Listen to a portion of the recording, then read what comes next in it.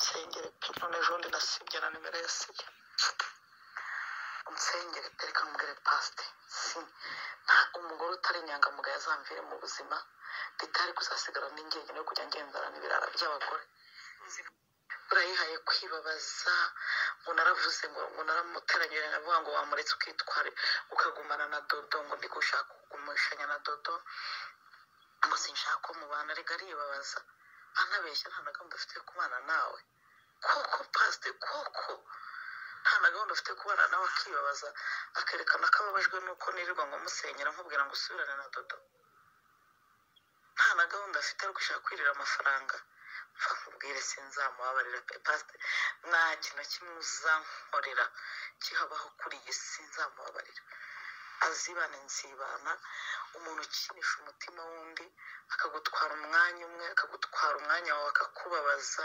yarakuririye n'amafaranga burangiyewe nakundana n'abantu b'abagabo nakumaze umunsi turara tureba twirirwa tureba ariko mbizi ko ninanabivamo utazababara cyane kuko nta cyawe nari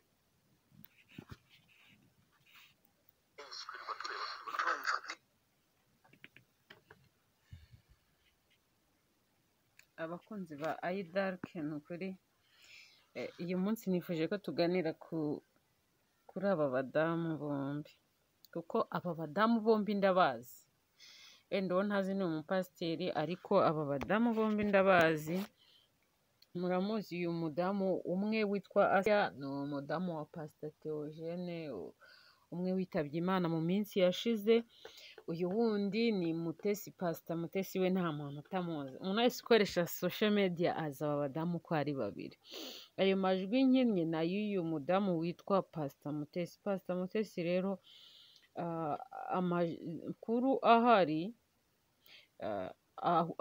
y'ukuri nuko yarangiye Asia umugabo kuko nyakwigendera we yarapfuye nyakwigendera yarapfuye Theogene kandi Imana ikomeze imutuza heza mu ijoro izamuha ibihwanye n'ibyo yakoreye arangije amurangira umugabo nk'uko abivuga amurangira uyu mugabo w'umupasiteri uretse ko wenda rimwe na rimwe abantu baba babeshya cyangwa se bagira amakuru ahari ni uko uyu mugabo yakoze divorce inshuro zirenga imwe kamvuga inshuro zirenze imwe bamwe baravuga ngo yakoze divorce inshuro zirenze 3 ariko ni inshuro zirenze imwe gufata Asia rero wapfakaye ahuye n'ibikara akaba yarafite umugabo yakundaga bakaba batakibana bavuga ngo uramurangira umugabo w'umudivorce udivorushije inshuro zirenze imwe ntago ari ibintu byoroshye gusa abagabo nk'abo nyine baba bazi gutanga keya bazi kubeshya ariko mu by'ukuri ntago uyu mwana w'umukobwa aracyari muto twavuga ko ari umukobwa cyangwa se ari umudamu kuko hari abantu bakiri abakobwa benshi bangana nawe twavuga ko ari ibintu bitoroshye kuvuga ngo umuntu ukoze divorce w'umugabo wamenyereye kubeshya abakobwa wamenyereye kubeshya abadamu wagiye mu badamu cyane gukundana n'uyu muntu nyine ashobora kumukonvenka cyane ariko kugira ngo uzabane n'umugabo umeze gutya biragoranye kuko ndaje mbumvishe n'andi majwi uyu mugabo yari arimo uyu mugore bari bamaze gukundana cyane kuko uyu mupasiteri avuga ko yamuririye amafaranga no mu majwi yagiye atanga avuga ko yamuririye amafaranga sindi umwanaliste cyane ariko ndashingira kuri aya majwi yabo bombi uyu mudamu avuga ko yamuririye amafaranga yari amafaranga y'uyu mugabo witwa Steven mu by'ukuri aba bantu bose ni abakristo pasiteri ngo umwe ni pasiteri Steven undi ni madamu pasiteri Mutesi undi ni Asia muramuzi nawe ni mu pasiteri bose ni abakristo kandi bazwi ndetse bazi n'ibyo bakora ntago ari ibintu byoroshye kuvuga ngo abantu bazi ibyo bakora wowe wabagira inama ntago ari ibintu uriya nimba hari ikintu kigorana ugukangura umuntu wisinzirije iyo umuntu yisinzirije ntago byoroshye kumukangura yisinzirije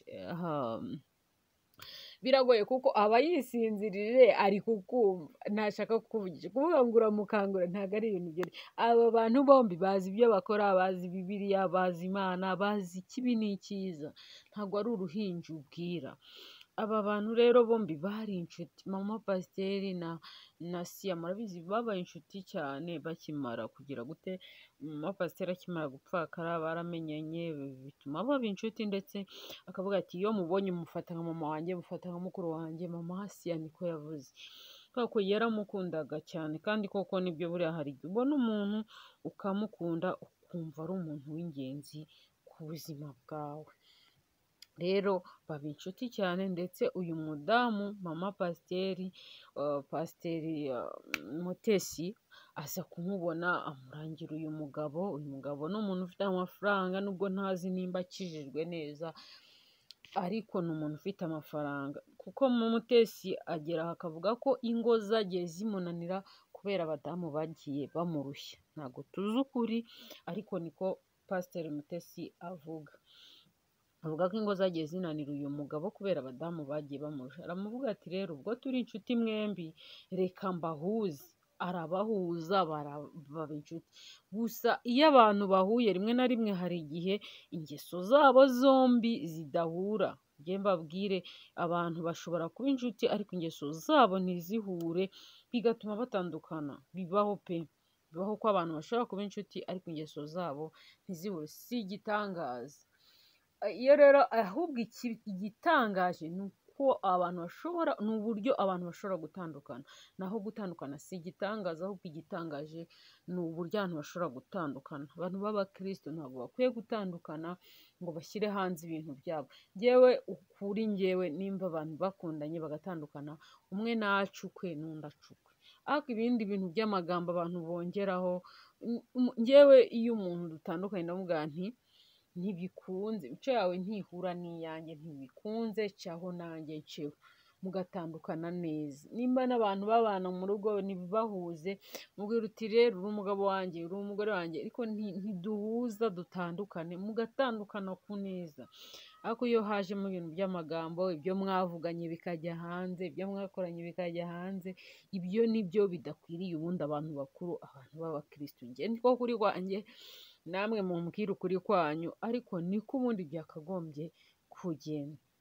Batandukanye rero, batandukanye Asiya yarahawe amafaranga menshi, kandi koko nibyo, iyo umuntu agukunda aragufasha, akaguha ibyo ukeneye, nyine akagerageza kugufasha bitewe n'uko muba muri inshuti, cyangwa se abona ko hari byinshi ukeneye kandi we afite wowe udafite.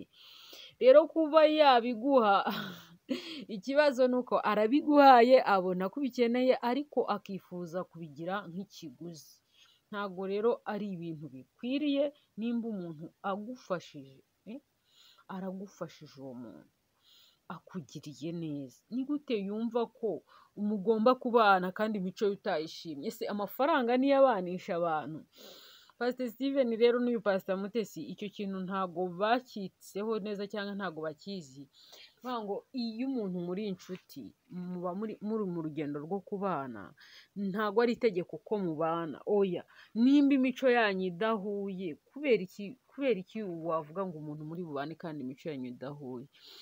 Hariho urugendo rwo gukunda, ariko hakaba n'urugendo rwo kubana. Nimba umuntu abonye ko bidakunze ko mukomeza nimba umuntu abonye ko imico yanyu idahura, afite uburenganzira bwo kugira gute, bwo kubaho wenyine, akababuza. Erega buriya urugo ni ikintu kitoroshye.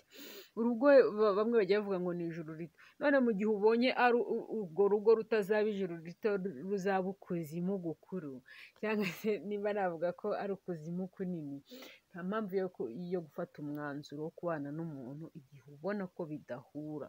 Oya, bivamo hakiri kare. Navuga rero wenda Pastor Mutesi afite uburakari bwinshi kubera nyine uyu muntu, aba bantu yari yahuje ntibabane. Ariko nanone Pastor Mutesi ukwiye gutekereza, nimba uzi ko wakoze divorce, tekereza uvuga uti ese uyu mumama we aramutse abanye n'uyu mugabo ntibahuze bagakora divorce, dore ko noneho uyu mumama afite abana, uyu mugabo nawe afite abana, azi experience y'ingo kuko yarasenye, ese bo badahuje byagenda bite? Igihe umuntu abona, cyane cyane ko uyu Asiya abwira uyu mugabo ati dusenge, akumva wapi, dusengera iki se, turasenga mu buhe buryo? Ni ibintu gufata umwanzuro wo kubana. Hari n'igihe umuntu ajya kubana n'umuntu ari nk'uwa 10 bakundanye, kubera iki? Kubera ko urakunda ukabona ntibivamo, ugakunda ukabona ntibivamo, ukabona ntimuhuza, ukabona ntibihura. Ibyo rwose ni ibintu bibaho rwose, nta gitangaza kirimo. Imana ikomeze kubagirira neza, kandi Imana y'amahoro ikomeze kubaba hafi rwose. Uyu mwuka mubi uhagarare kuko ntabwo ari ibintu byiza.